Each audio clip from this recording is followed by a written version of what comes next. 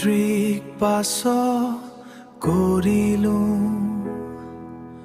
মানুহৰ পৰা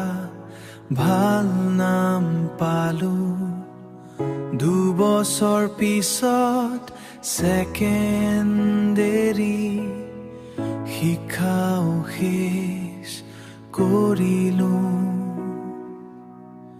তাৰ পিছত ডিগ্ৰী পঢ়াব পৰাকৈ ঘৰত মোৰ সামৰ্থ্য নহ'ল মাজে মাজে এতিয়া ইণ্টাৰভিউ দি আছো কিন্তু পোৱাৰ আশাহে ক্ষীণ খালী পকেট লৈ ঘূৰি আছো যাৰ কাৰণে মই প্ৰেমতো বিফল মাজে মাজে